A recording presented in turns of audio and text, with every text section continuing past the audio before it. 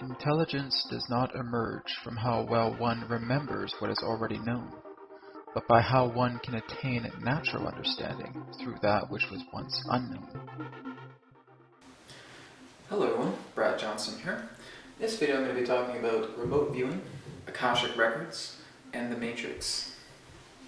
What is the fundamental difference between these three criteria? When I'm speaking about, firstly, remote viewing, what is it that I'm talking about? Well, firstly, as far as remote viewing goes, since 2010, early 2010, I was able to study a lot more about remote viewing, taking particular courses, understanding more about its fundamental nature. So what is it about remote viewing that is very, very effective? It is very, very successful in understanding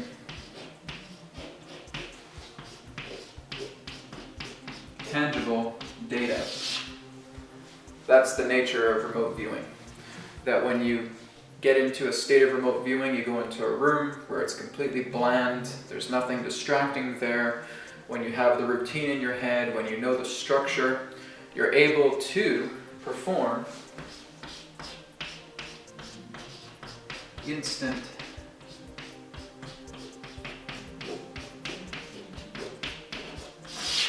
instantaneity. That's what remote viewing really holds in regards to a benefit. That's why it's starting to see a lot more popularity relating to its nature. It's, again, very tangible data. You usually don't know what you're looking into. It's very, very blind targeting, which is basically what they call it. There's that target right there, and it's like just having all these blinds in place. And that you don't know really what you're viewing, you're just getting all this data coming through, and that represents remote viewing. Okay, so it was basically created through a military-based program as they started to do a lot of research on psychic ability in that sense, and it was amalgamated by many of these kind of ex-military personnel, and it was made into what was known as remote viewing or remote influencing. That's the nature pertaining to remote viewing. So I'll just get rid of this. So if you're a data miner, if you're a very, very logical guy, logical girl, and you want to get a lot of data pertaining to the access of the collective unconscious, then you would use something like remote viewing. You're accessing the collective unconscious. You're functioning within a state of causality in regards to a person, place, event, or thing. Okay? So that's just taking a look at remote viewing.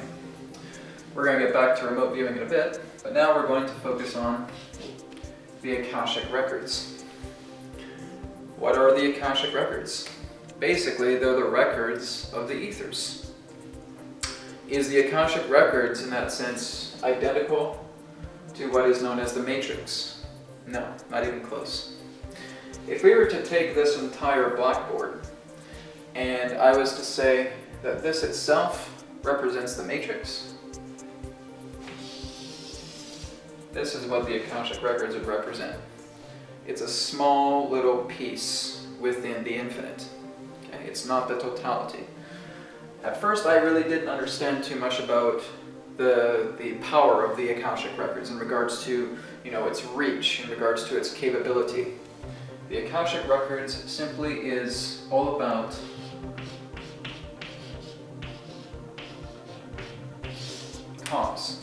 causality. It's the records of information, of energies that have been manifested through thought. That's basically what it represents. So you're basically looking at archives. You're looking at particular forms of ethereal data that's been contained, that has been touched by thought. Okay? So it's a library, it most definitely is. It's records of the ether, and that you're able to, again, through the form of psychic ability, through the form of intuition,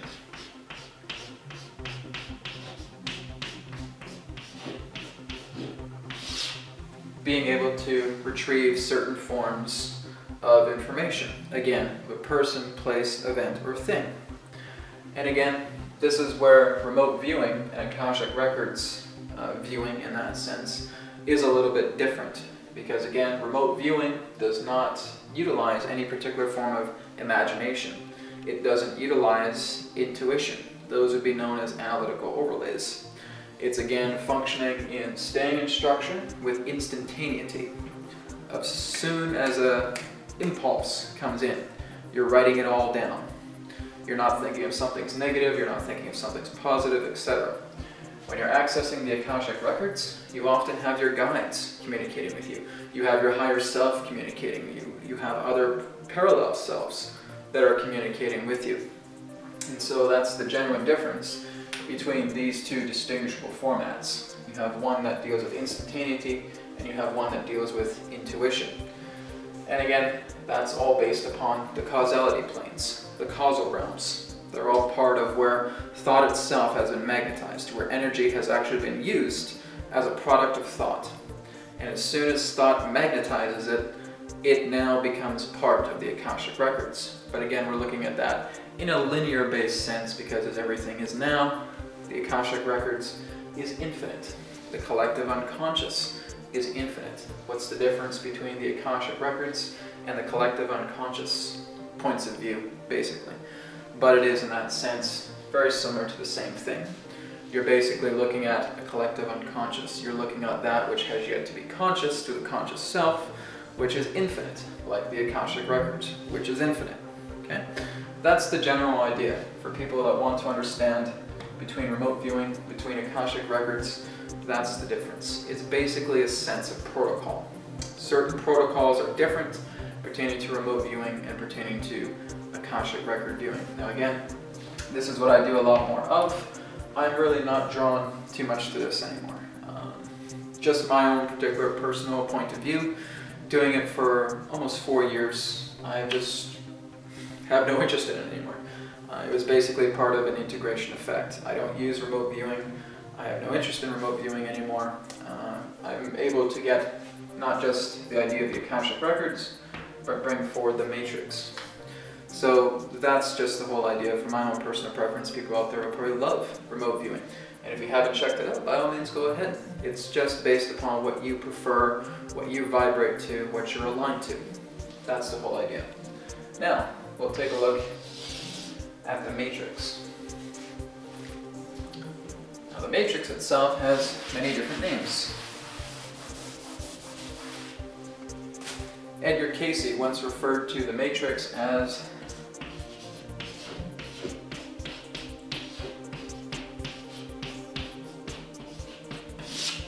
the book of life.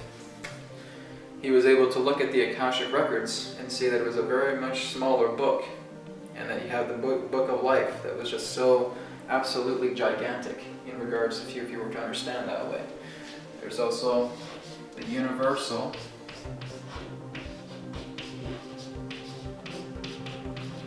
library.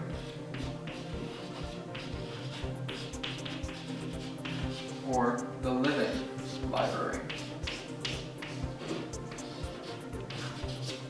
Okay, so many different names. Basically, when I talk about the matrix, what is it that I'm referring to? Well, from my perspective,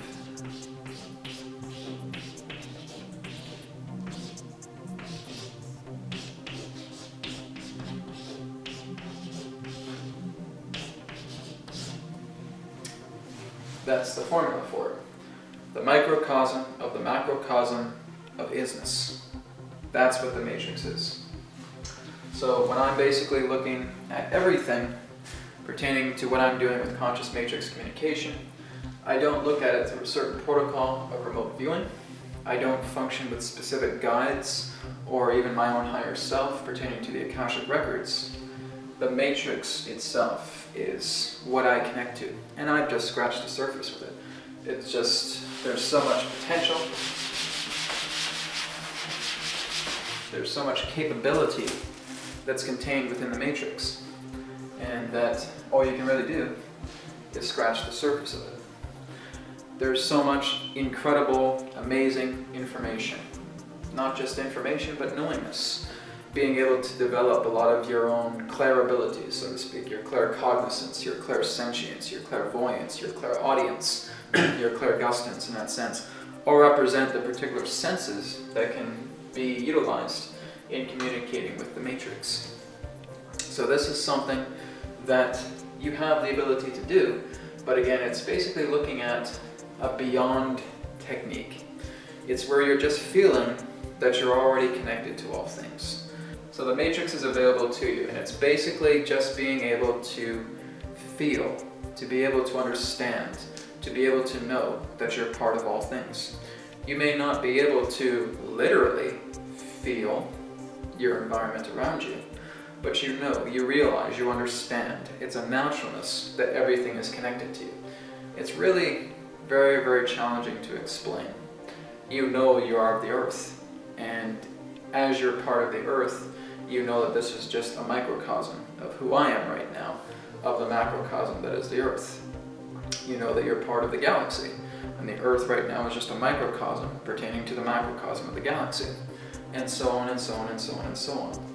So even though you're not seeing the galaxy as your leg, as your arm, and you're feeling it as tangibly as all that, you know that you're connected.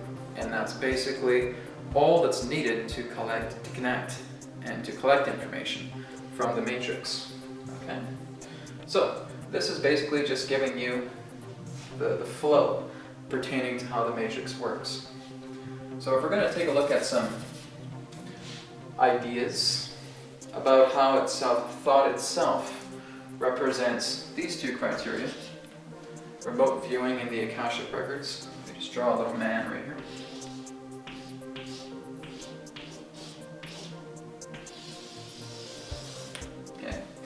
And then there's his aura. Alright? Now some people may believe that thoughts themselves are these little bubbles.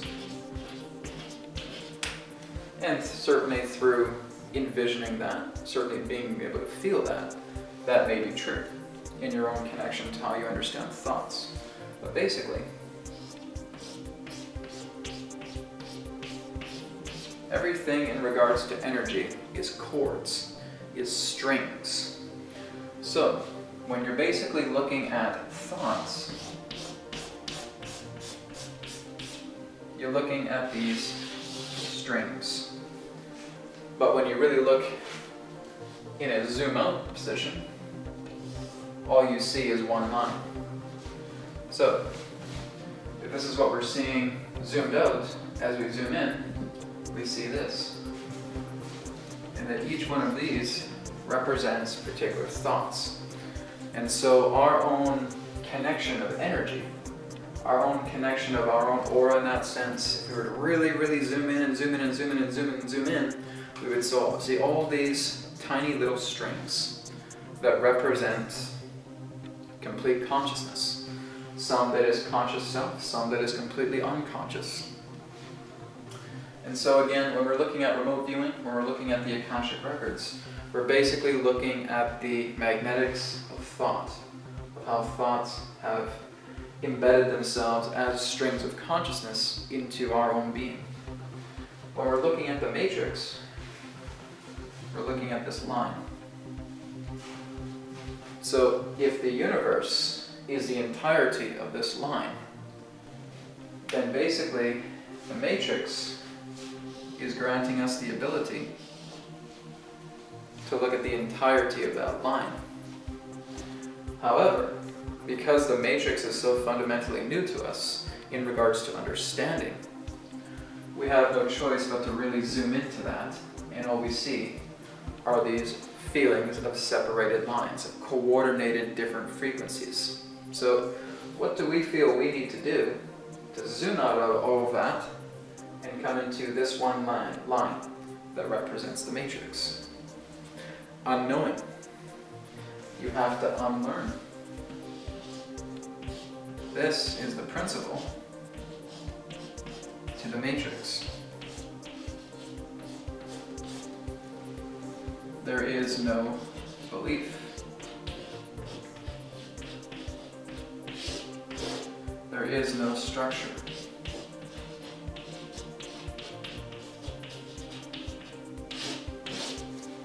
none of that.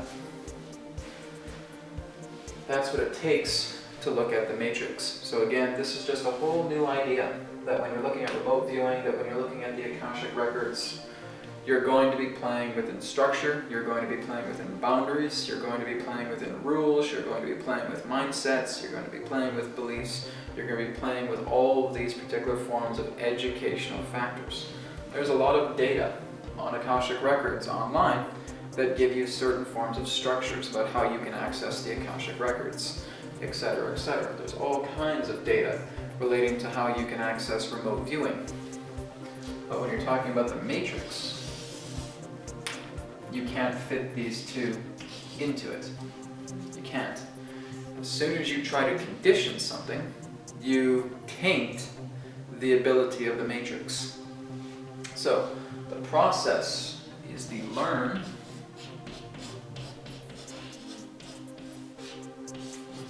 to unlearn. I am learning to unlearn. My unlearning is my learning. And again, as we've talked about, the ability to love, the ability to listen, creates the depth of that paradox. The paradox of the learning of unlearning, the unlearning of learning.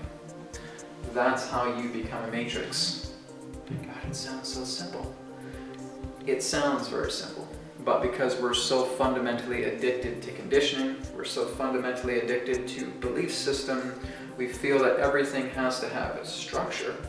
It can be one of the most difficult things to do, because even me myself have trouble at times trying to let go, trying to unlearn certain forms of belief systems. But my whole passion in that sense, even as a kind of contradiction, is to become a matrix. That I am a remote viewer, that I am an Akashic Records reader, but they're just elements in regards to thought, that I zoom in here and I see all these strings and patterns of consciousness. If I'm a matrix, I'm looking at that. I'm looking at the entirety. I'm looking at the scope.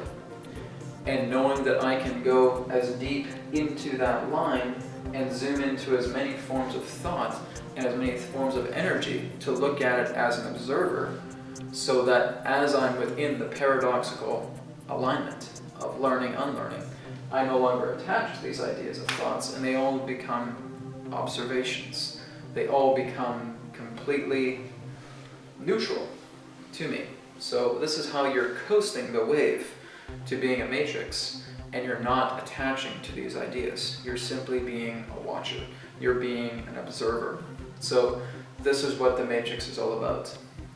And what I am going to be doing is offering, in the next little while, the ability for one to understand about conscious matrix communication in the forms of an initiation. And the initiation is simply just the basics of understanding the learning of unlearning paradox. So basically what I'm doing is I'm teaching you to be untaught. I'm helping you learn to be unlearned.